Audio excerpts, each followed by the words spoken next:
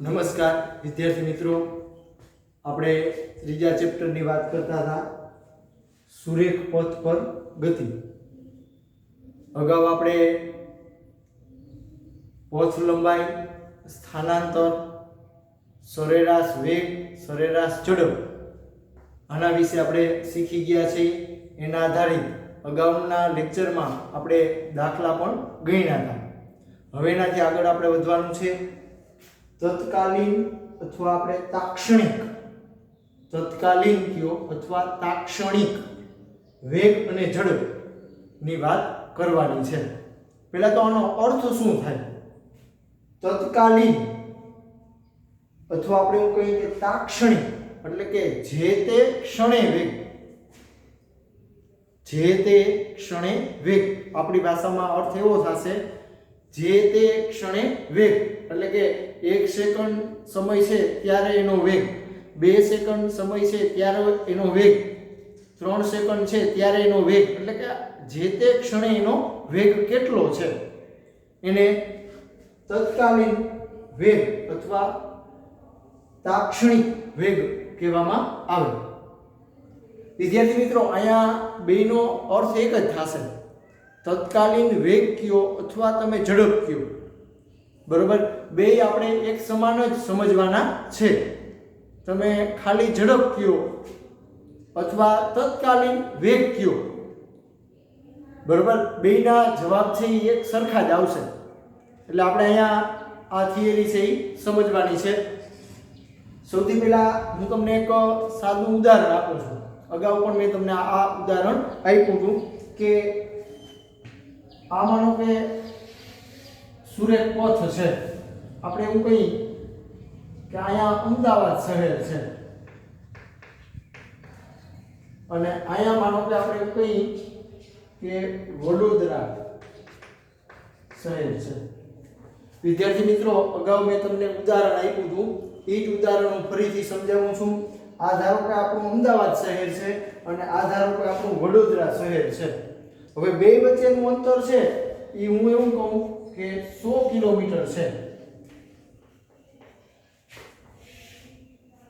આ બંને શહેરો વચ્ચેનું અંતર, આ બંને શહેરો વચ્ચેનું અંતર ધારો કે 100 કિલોમીટર છે. હવે કોઈ કાર છે, કોઈ કાર એ અમદાવાદથી વડોદરા જાય છે. કોઈ કાર આ સુરેખ પથ પર ગતિ કરી અને વડોદરા શહેર સુધી જાય છે. એટલે આપણે સમય નોંધી કે કાર જ્યારે અહીંથી શરૂ થઈ ત્યારે સમય થયો તો 10, સવારના 10 વાગ્યા હતા. હવે ઈ કાર છે 10 વાગ્યે આ અમદાવાદથી ઉપડે છે અને ગતિ કરી અને વડોદરા શહેરે પહોંચે ત્યારે સમય થયો છે 12. વિદ્યાર્થી મિત્રો, કાર છે એ અમદાવાદ શહેરથી ગતિની શરૂઆત કરે છે ત્યારે સમય થયો છે 10 વાગ્યા છે. હવે સુરેખ પથ પર કાર આ રીતે આમ સુરેખ પથ પર ગતિ કરી અને વડોદરા શહેરે પહોંચે ત્યારે સમય થયો છે 12 વાગ્યા છે બપોરના. એટલે આ સમયગાળો કેટલો થયો? સમયગાળો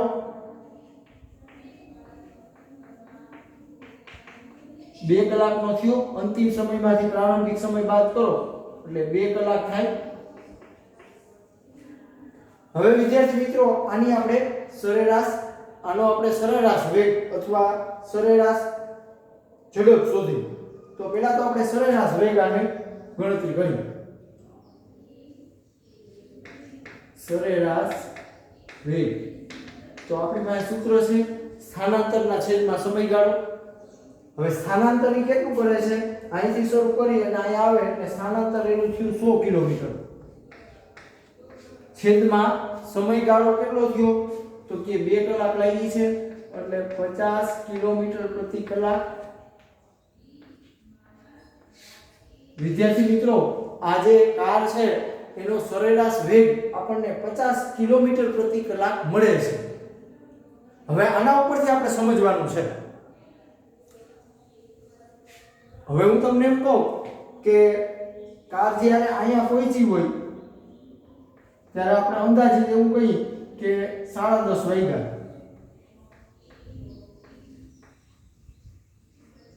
અંદાજિત આપણે એવું કહી કે કાર જ્યારે અહીંયા પહોંચી ત્યારે 11 વાગ્યા, કાર જ્યારે અહીંયા પહોંચી હોય ત્યારે અંદાજિત હું તમને એમ કહું કે 11:30 થઈ છે. વિદ્યાર્થી મિત્રો, આજે આપણે સમય લખી છે કે કાર અહીંયા છે ત્યારે 10 વાગ્યા છે, એ કાર ગતિ કરીને આ સ્થળે પહોંચી છે ત્યારે 10:30 થયા છે. એની કાર ગતિ કરતી કરતી આગળ વધે અને અહીંયા પહોંચી એટલે 11 વાગ્યા છે. બરોબર. હવે અહીંયા સરેરાશ વેગ આપણને 50 કિલોમીટર પ્રતિ કલાક મળે છે. તો એનો અર્થ શું થાય? વિદ્યાર્થી મિત્રો બરાબર સમજજો.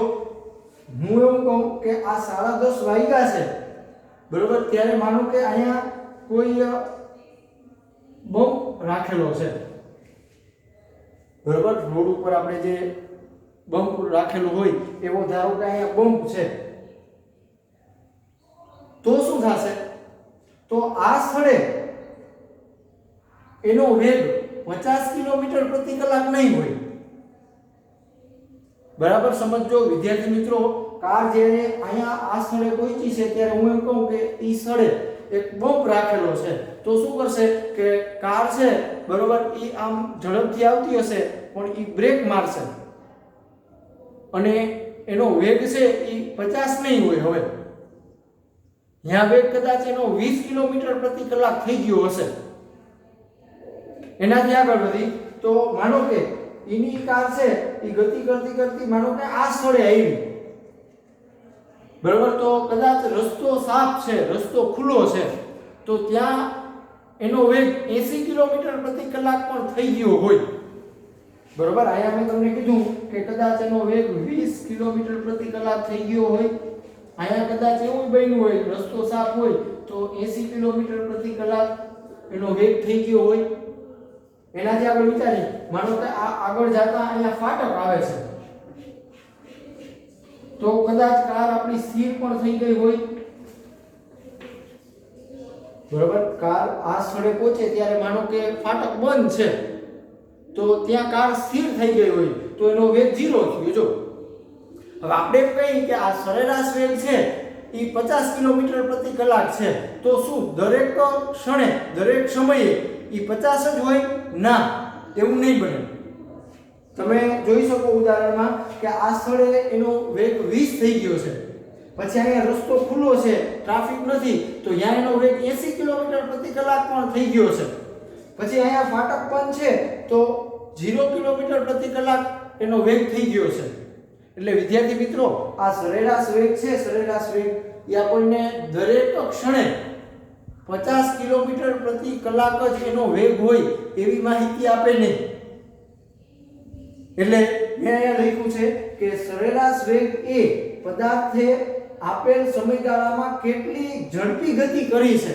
આખા સમયગાળામાં, જો આ 10 વાગ્યાથી 12 વાગ્યા સુધીનો સમયગાળો એટલે કે 2 કલાકના સમયગાળામાં 2 કલાકના સમયગાળામાં કેટલી ઝડપથી ગતિ કરી છે એટલી જ માહિતી આપે છે.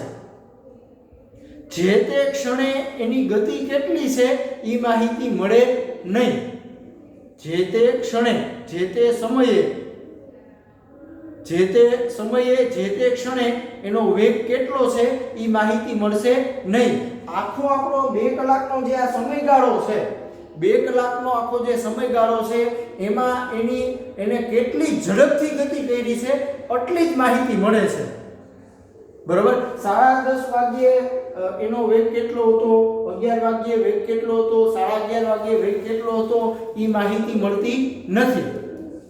એટલે બરાબર સમજો, સરેરાશ વેગ એ પદાર્થે આપેલ સમયગાળામાં કેટલી ઝડપી ગતિ કરી છે તેની માહિતી આપે છે. પરંતુ આ સમયગાળા દરમિયાનના જુદા જુદા તાક્ષણિક એટલે કે જે તે ક્ષણે, જે તે સમયે, અહીંયા તમે એવું પણ કહી શકો જે તે સમયે કેટલી ઝડપે ગતિ કરી છે એ જાણી શકાતું નથી. એટલે MCQ માં પણ આ પ્રશ્ન આવી શકે.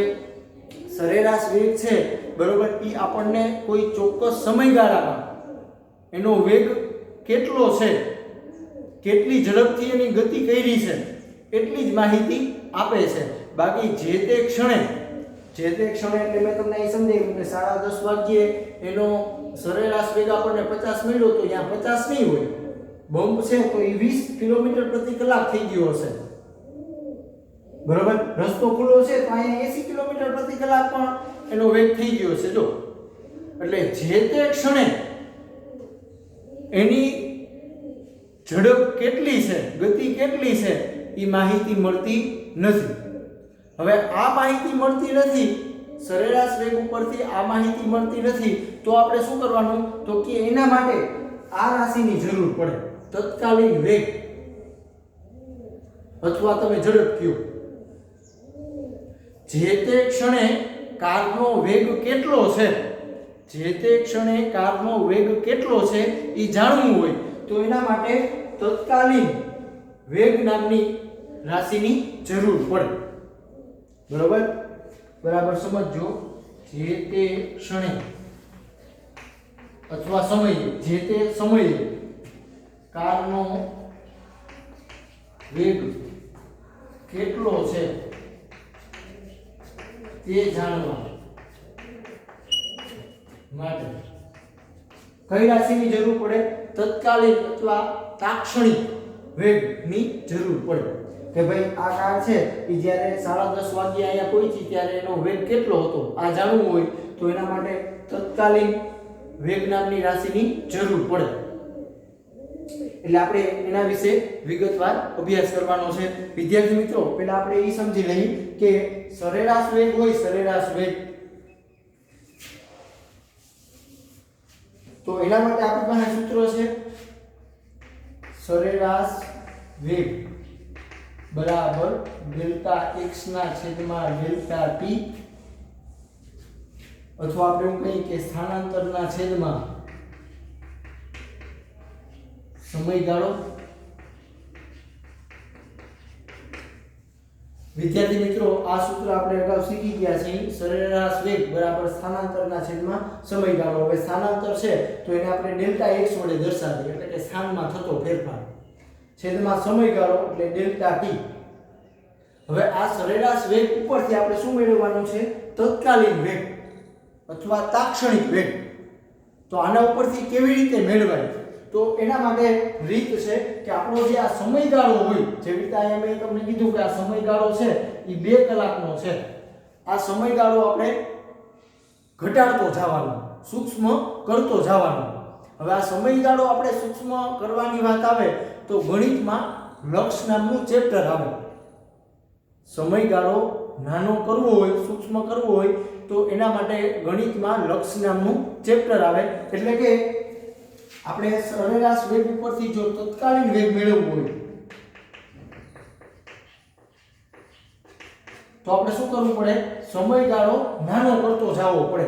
જેવી રીતે અહીંયા સમયગાળો 2 કલાકનો છે, એ નાનો કરો એટલે કે 1 કલાક કરો, 30 મિનિટ કરો, 10 મિનિટ કરો, 5 મિનિટ કરો, 1 મિનિટ કરો. આ રીતે સમયગાળો તમે સૂક્ષ્મ કરતા જાઓ, નાનો કરતા જાઓ તો તમને જે તે ક્ષણે વેગ કેટલો છે એ માહિતી મળે. એટલે આ સરેરાશ વેગ છે એના ઉપરથી જો આપણે તત્કાલીન વેગ મેળવવો હોય તો શું કરવાનું, તો કે આ સમયગાળો છે એ સૂક્ષ્મ કરવાનો.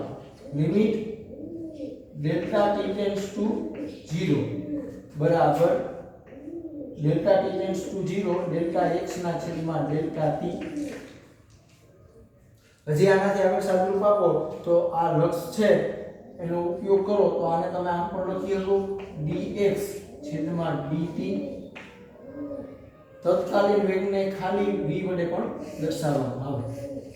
એટલે વિદ્યાર્થી મિત્રો, આ સૂત્ર આપણા માટે ખૂબ જ મહત્વનું છે. dx છેદમાં dt, આ x છે બરોબર એ સ્થાન દર્શાવે, t છે એ સમય દર્શાવે, પણ આગળ d આવી ગયો. જો આ ડેલ્ટા હતો, ડેલ્ટા એ અહીંયા d બની ગયો છે. શું કામ, તો કે આપણે લક્ષની વિભાવનાનો ઉપયોગ કર્યો. ગણિતમાં લક્ષ નામનું ચેપ્ટર આવે કે limit delta t tends to 0, એટલે કે સમયગાળો આપણો 2 કલાકનો હતો એ ધીમે ધીમે નાનો કરતા જવાનો. બરોબર, તો આપણને શું મળે, તો કે સરેરાશ વેગ ઉપરથી તમે તત્કાલીન વેગ મેળવી શકો. વિદ્યાર્થી મિત્રો, અહીંયા આજે dx ના છેદમાં dt ની જે વાત કરી બરોબર, એને વિકલન કહેવાય. વિકલન લક્ષ છે, વિકલન છે, સંકલન છે, બરાબર. ગણિતમાં આ જે બધી વસ્તુ છે એ કલન શાસ્ત્રમાં આવે. કલન શાસ્ત્ર છે એ એક આખી ગણિતની શાખા છે, બરાબર. એમાં કઈ બાબત આવે તો કે વિકલન છે, સંકલન છે, લક્ષ છે, આ બધી બાબતો છે એ કલન શાસ્ત્રમાં આવે. એટલે અહીંયા આપણે કલન શાસ્ત્ર છે એનો ઉપયોગ કરવાનો થાય છે. બરાબર સમજો. સરેરાશ વેગ હોય, સરેરાશ વેગ, એના પરથી જો આપણે તત્કાલીન વેગ મેળવવો હોય તો શું કરવાનું તો કે સમયગાળો છે એ શૂન્યની તદ્દન નજીક લેતો જવાનો.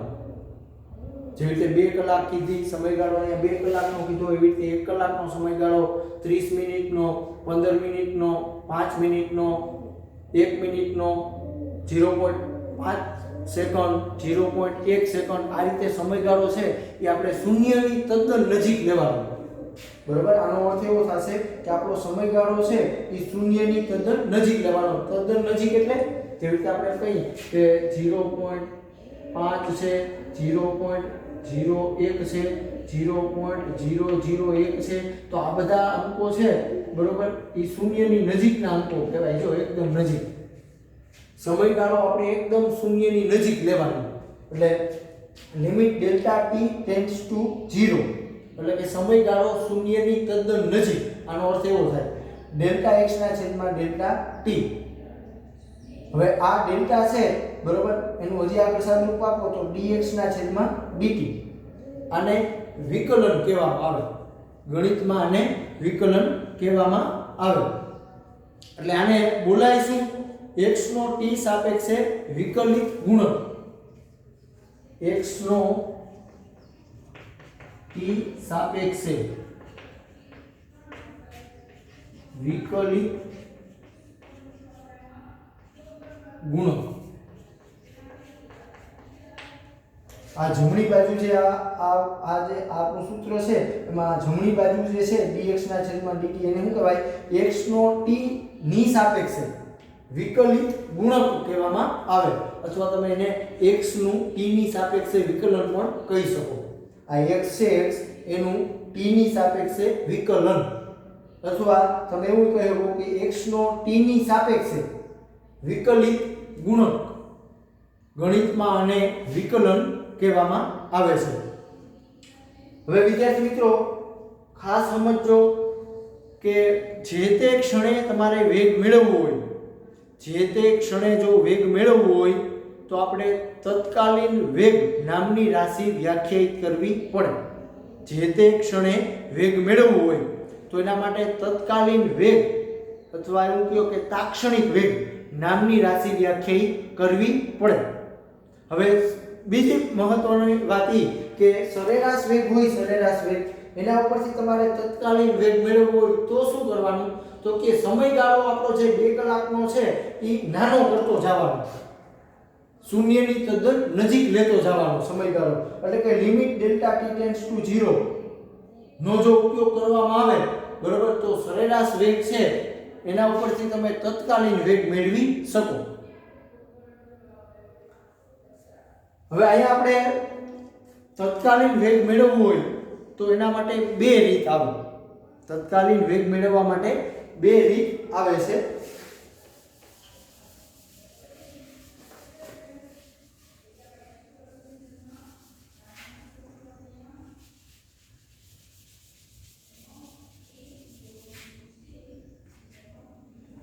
તત્કાલીન વેગ મેળવવા માટે આપણે 2 રીત આવે છે. એક રીત કઈ તો કે આલેખ અને બીજું સંખ્યાકીય. બરોબર. આલેખની રીત ઉપરથી પણ તમે તત્કાલીન વેગ મેળવી શકો અને સંખ્યાકીય રીત ઉપરથી પણ તત્કાલીન વેગ મેળવી શકો. તત્કાલીન વેગ મેળવવા માટે આપણી પાસે 2 રીત છે. એક આલેખીય રીત અને એક સંખ્યાકીય રીત. આલેખીય અને એક સંખ્યાકીય. હવે એમાં આપણે આલેખીય રીત છે એનો પહેલા અભ્યાસ કર્યો કે આલેખીય રીત હોય એમાં તત્કાલીન વેગ કેવી રીતે મેળવવામાં આવે. જે તે ક્ષણે વેગ કેવી રીતે મેળવવામાં આવે. આપણે આલેખીય રીતનો પેલા અભ્યાસ કરી. હવે અહીંયા મેં એક આલેખ દર્શાવ્યો છે વિદ્યાર્થી મિત્રો. મેં અહીંયા સ્થાન વિરુદ્ધ સમયનો આલેખ દર્શાવ્યો છે.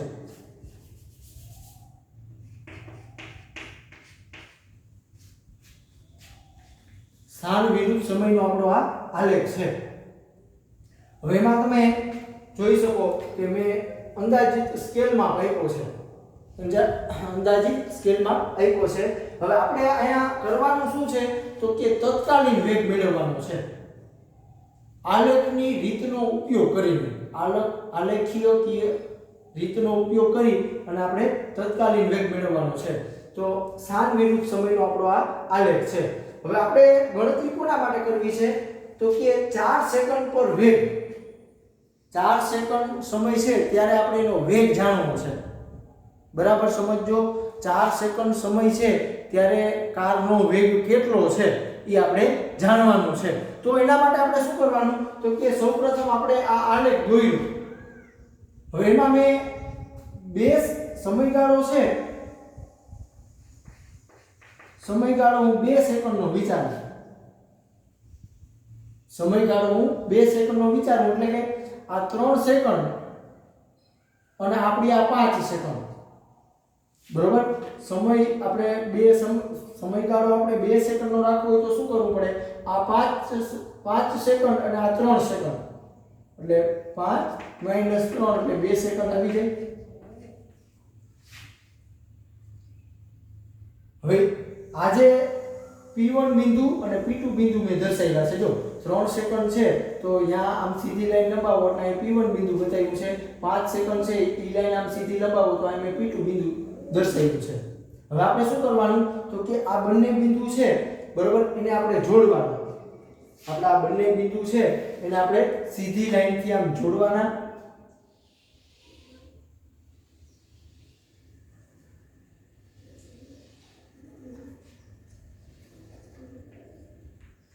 વિદ્યાર્થી મિત્રો મેં પેલા શું કર્યું તો કે આપણે 4 સેકન્ડ છે સમય 4 સેકન્ડ ત્યારે આપણે વેગ જાણવો છે. તો સૌપ્રથમ મેં સમયગાળો 2 સેકન્ડનો વિચાર્યો કે મારે 2 સેકન્ડનો સમયગાળો લેવો છે. બરોબર. તો 2 સેકન્ડનો સમયગાળો લેવા માટે હું શું કરીશ તો એક અવલોકન મારું આ 3 સેકન્ડનું રાખીશ અને એક 5 સેકન્ડનું રાખીશ. એટલે 5 માંથી 3 બાદ કરો એટલે 2 સેકન્ડનો સમયગાળો મળી ગયો. હવે આપણું આ P1 બિંદુ અને આ P2 બિંદુ છે એને આપણે સીધી સુરેખા વડે જોડવાનું. તો તમે જોઈ શકો કે આ જે લાઈન છે એને ઢાળ છે. બરોબર. આપણી જે આ લાઈન છે એનો આપણે શું શોધવાનો? ઢાળ. તો એ આપણને શું આપે? સરેરાશ વેગ આપે. બરોબર. આ આલેખનો તમે ઢાળ શોધશો તો એ તમને શું આપે? સરેરાશ વેગ આપે.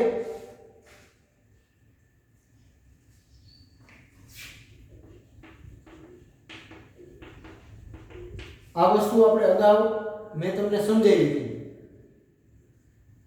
અગાઉના લેક્ચરમાં મેં તમને ઢાળ શોધવા માટે સમજાવી દીધું. હજી એનાથી આગળ વધ્યું. બરોબર. આનો આપણે શું શોધવાનું? આજે આપણે આલેખ મળ્યો આમ બરોબર. P1 અને P2 બિંદુ છે એને સીધી સુરેખા વડે જોડવાનું. તો આ લાઈન મળી એનો આપણે શું શોધવાનો? ઢાળ. ઢાળ એટલે tan થીટા. સામેની બાજુ છેદમાં પાછળની બાજુ. તો આ ઢાળ તમને શું આપે? સરેરાશ વેગ આપે. હજી એનાથી આગળ વધો. માનો કે આ સમયગાળો આપણે 1 સેકન્ડનો લેવો છે તો શું કરવાનું તો કે આ 3.5 સેકન્ડ અને આ 4.5 સેકન્ડ. તો એના માટે મેં Q1 અને Q2 બિંદુ બતાવ્યા છે. જો બરોબર. Q1 અને Q2 બિંદુ મેં દર્શાવ્યા છે. હવે હું તમને એમ કહું કે 4.5 - 3.5 બરાબર 1 સેકન્ડ મળે. હવે આ સમયગાળો આપણે 1 સેકન્ડનો કર્યો. જો પહેલા સમયગાળો 2 સેકન્ડનો હતો, હવે સમયગાળો મેં 1 સેકન્ડનો કર્યો. તો એના માટે મેં અવલોકન ક્યાં લીધા તો કે 4.5 મિનિટ, 4.5 સેકન્ડ અને 3.5 સેકન્ડ. તો હવે આ Q1 અને Q2 બિંદુ છે એને આપણે સુરેખા વડે આમ જોડવાના થાય.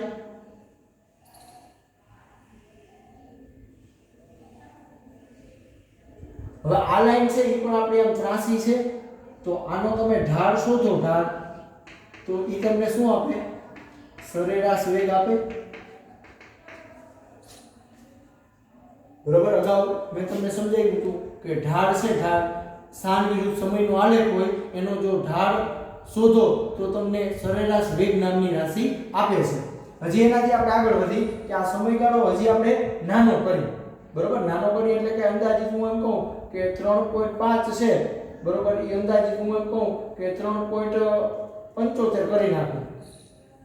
બરોબર, 3.75 અને આ 4.25, તો પાછું તમને એ રીતે અલગ સમયગાળો મળશે. અંદાજિત હું એમ કહું કે 0.5 સેકન્ડનો સમયગાળો લ્યો, એવી રીતે ધીમે ધીમે સમયગાળો 0.01 સેકન્ડનો લ્યો. બરોબર, હવે અહીંયા મેં બીજા બે બિંદુ બતાવ્યા છે T1 અને T2. તો એ બેને તમે આમ સુરેખા વડે આમ જોડો તો આનો પાછો ઢાળ શોધવાનો. હવે આનો ઢાળ છે એ પાછો તમને સરેરાશ વેગ આપે. એવી રીતે છેલ્લે શું કરવાનું તો કે સૌથી છેલ્લે આપણું P બિંદુ વધ્યું છે. હવે P બિંદુ એ શું દોરવાનો?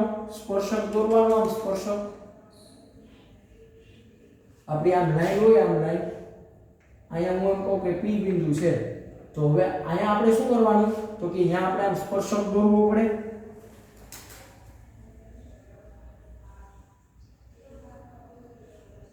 સ્પર્શક એક અને માત્ર એક જ હોય. હવે આ જે સ્પર્શક મળ્યો એનો તમે ઢાળ શોધો તો શું મળે? તત્કાલીન વેગ મળે. વિદ્યાર્થી મિત્રો બરાબર સમજો. છેલ્લે આપણું આ 4 સેકન્ડ છે, 4 સેકન્ડ અહીંયા મેં P બિંદુ બતાવ્યું છે. તો ઈ P બિંદુએ આપણે શું દોરવાનો? સ્પર્શક દોરવાનો. બરોબર, આવો જે આપણો આલેખ આ રીતનો છે તો એનો સ્પર્શક આમ મળશે. હવે આ સ્પર્શક છે એનો તમારે શું શોધવાનો? ઢાળ શોધવાનો. તો આ સ્પર્શક છે એ આમ મળ્યો છે, એને ઢોળાવવો છે. હવે આનો ઢાળ શોધો તો તમને શું મળે? તત્કાલીન વેગ નામની રાશિ મળે. વિદ્યાર્થી મિત્રો આ આલેખની રીત છે એના ઉપરથી આપણે તારણ શું કાઢવાનું તો કે જે ક્ષણે તમારે વેગ જાણવું હોય, ધારો કે 4 સેકન્ડ ક્ષણે વેગ જાણવું હોય તો શું કરવાનું? ત્યાં સ્પર્શક દોરવાનું. હવે આ જે સ્પર્શક તમે દોરો, આ 4 સેકન્ડ છે ત્યાં તમને આ રીતનો સ્પર્શક મળ્યો. આ જે સ્પર્શક મળ્યો એનો તમે ઢાળ શોધો, ઢાળ ઢોળાવો તો એ તમને જે તે ક્ષણે વેગ આપે છે. એટલે MCQ માં પણ મહત્વનો મુદ્દો બને કે તત્કાલીન વેગ મેળવવો હોય તો શું કરવાનું તો કે જે બિંદુ પાસે આપણે તત્કાલીન વેગ જાણવું હોય તે બિંદુ પાસે સ્પર્શક દોરવું. સ્પર્શક દોરાઈ જાય પછી એનો ઢાળ શોધવું. ઢાળ તમને જે મળે એ તમને જે તે ક્ષણે વેગનું મૂલ્ય આપે છે. એટલે વિદ્યાર્થી મિત્રો આ આલેખની રીતે તમે તત્કાલીન વેગ છે એ આ રીતે મેળવી શકો. આ આલેખની રીતે તત્કાલીન વેગ મેળવવાની રીત થોડીક જટિલ છે. બરોબર, કારણ કે એમાં આપણે ચોકસાઈ આલેખ દોરવામાં એકદમ ચોકસાઈ રાખવી પડે, વ્યવસ્થિત આલેખ દોરવો પડે. એટલે આ ગણતરી છે એ આપણી પ્રમાણમાં જટિલ બને છે. પણ સંખ્યાકીય રીતનો ઉપયોગ કરીને પણ તમે તત્કાલીન વેગ મેળવી શકો.